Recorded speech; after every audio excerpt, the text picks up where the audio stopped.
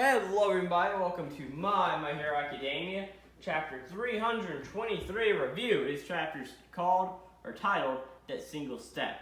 Now last time, Bakugo admitted all of his true feelings to Deku, telling about him how he was all sorry for everything that happened, and that whole thing.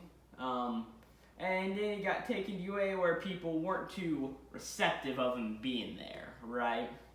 So this chapter starts off in a little flashback of everybody in Principal Nezu's office trying to get the key card from Endeavor to be able to get Deku's location to find him and bring him back, which is where they are now in the story. They're sort of flashing back to that moment.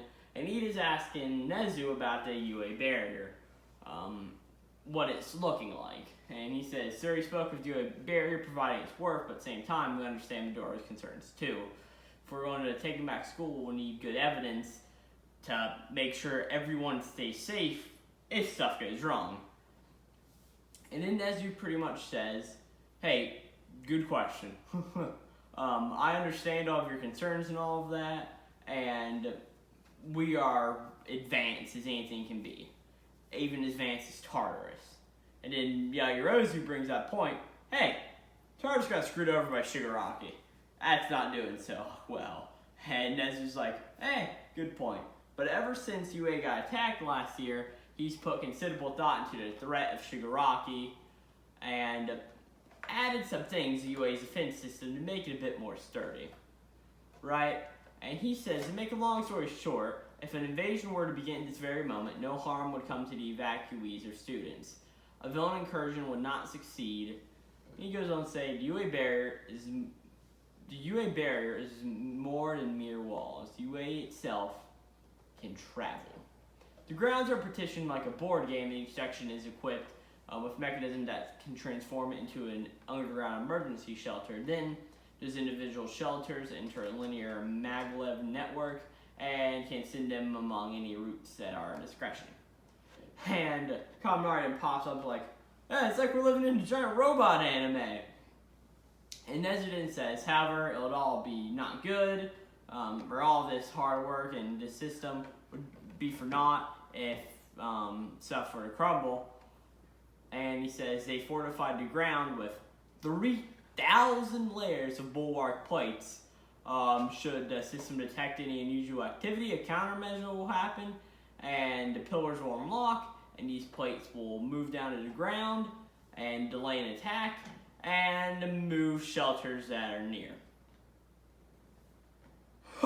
And then he makes a remark on how Shiketsu also has the same sort of thing after Kami and Toga sort of swapped places in the hero licensing exam arc, since they don't want anything to happen like that again.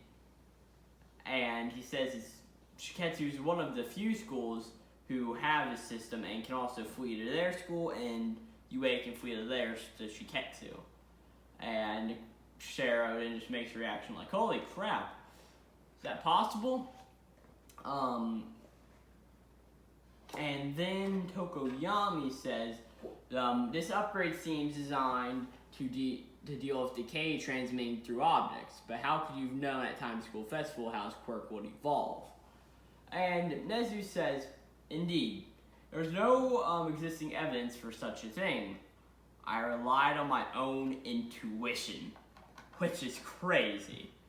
It's really interesting to think about that, how you could sort of form a roadmap on how quirks could evolve and things like that. Like, how could we say, if Bakugo something else tied up his sleeve, how that could evolve, how Jiro's quirk could evolve, how Todoroki's quirk can evolve, right? Or any of the other villains or heroes or anything like that, how they could change as time goes on. And Nezu sort of just picked that out of the basket and said, yeah, I think this one will happen. And Nezu says that he covered the entire expenses of everything out of his own pocket. And Kaminari makes another joke being, "Oh my gosh, you've got deep pockets, sir. That's gotta be a few million yen." And Endeavor then makes a remark saying the principal's major contributions to quirk morality education have made him a man of worldwide renown, and how he continues his work to this day. And And Nezuden says, lack of understanding and tolerance, it seems we're always just one step away. Try as it might, humanity struggles to make true progress down its path. Issues shift and voices clash, making that single step feel like an impossible journey. In any case, I believe there's a sound argument to be made for him being here with us. Go on and tackle the matter with your full power. And then we get back to the present, where all the civilians at UA are holding their umbrellas and yelling, "Don't let that kid enter UA! Shigaraki will come after him! UA guaranteed to us we'd be safe here! Keep him out! Get lost, kid! Having one for all makes him a Nomu, right?" And while they're all yelling this, Ochako sort of grabs Deku's hand as she did last chapter and sort of brings him back. And then we see Inko, who is Deku's mom, running towards him like, "Oh my god, Izuku, here you are!" And then we see some more people. Too scary, go someplace else. But behind him we see Koda there, and Koda's just like, "Oh my gosh, oh my gosh, oh my gosh, it's him. And then Sarah makes remarks saying they don't seem convinced, and then we see on some YouTube thing or whatever, or some sort of news platform that, I don't know if this is sort of just somebody else looking at it, but it sort of seems to imply it's 13 looking at this, and she says, some of them were more understanding earlier, but not all of this could be doubt.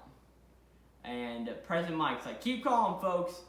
This is a difficult," or no, he's like, "Keep calm, folks," and then behind him, Genist walks up, and he said, "This is a difficult argument to hear coming from school teachers. It was I who made this proposal." And being that he's the third-ranked hero, it's sort of big in a way, being that he says, "I believe in this kid," right? And everybody's like, "Oh my gosh, it's Genist. We're only here because we trusted you." And he's like, "Indeed, as the principal has explained, UA currently the safest place for him to be. Your safety is our top priority. At first, we decided to take the fight to the enemy. We used Izuku Midori as bait in hopes of learning the villain's locations. However, our search grid wasn't sufficiently wide enough, and the operation met with limited success. Izuku Midori may be the villain's target, but he's also one of our ultimate resources in battle, allowing him to grow even more worn and frayed could lead to a fatal loss. This is the optimal course of action, no. We now rely on our backup plan. I understand that why you willingly don't come into an omen of OEs. Please allow him to rest his weary body in the secure stronghold, so that when needed, he can once again join the battle in peak condition." And while he's saying that, we see not him only telling off everybody there, but we also cut to outside, where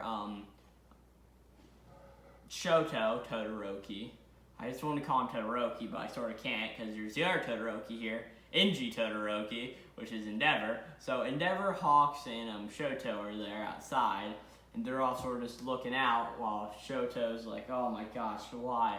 Why is this happening?" And then we see this one dude, and he says, "You losers failed and let Japan turn to this lawless wasteland, and now you failed again, and you're here telling us the price of play for more of your mistakes? No way, some heroes you are." And yeah, say, "Some heroes you are, give us a freaking break, all we want." And we see everybody sort of just like raging and even more, and it all sort of just hit Deku, and Deku's like, "No, I can't do this." And then we see this sort of text that says, "Destiny spreads until it explodes."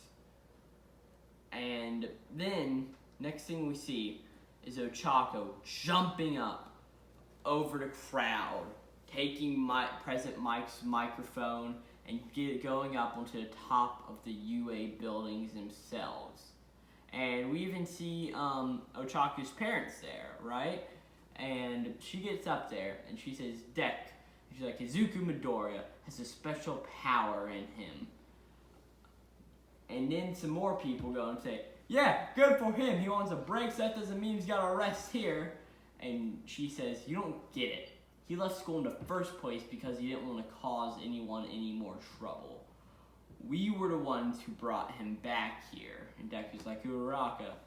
And she says, that power of his, yeah, it's really special. It's a power that exists to be all for one. That's why they're after him. That's why he had to leave this place. He left and went through who knows what out there. Take a good look at him. More than anyone, he wishes he could fix everything. You're looking at a guy who could be attacked any second, but continues to move forward anyway. So really, look at him, please. And we see that animal lady that Deku saved earlier and gave the umbrella in chapter 210, I think. Or no, 310. I don't know, but it's that weird looking animal chick. And she says, it's him. He's the boy who saved me. And Ochaga's still up there saying, special powers are one thing, but there's no such thing as a special person. And Bakugo's saying inside Deku, and he's like, we've got this whole crazy defense system in order to protect these people, but they're still so scared. We're here to step in away whenever you can't handle it all alone. And we see Cementos and Ectoplasm and Nezu sitting there, and Nezu's being held in Cementos' hand. And Nezu says, that single step feels like an impossible journey. And I believe once someone takes that unlikely step and carves a path, the ultimate hero will rise up, one who surpasses even Yagi, yes, even All Might himself. And the only thing to really take note of in that last part is that it's Uraraka that's in the panel as he says that, which leaves up to your interpretation, whatever. And that's the chapter. My thoughts on this chapter is, it's sort of interesting seeing the stuff about UA, but it's sort of just that time to do an information dump at the beginning there, and then the whole unease part and Uraraka jumping up. I like the last part when she's like, look at him. He may not have taken a shower or done anything like that, but look at him. His shoes are all ragged, his scarf's ragged, just look at him. He needs a break. So please, let him stay here for a little while. But that's really all I've got to say on this chapter right here. Hope you guys enjoyed the review. And that's about all I've got to say. This is Glowplasma231 out.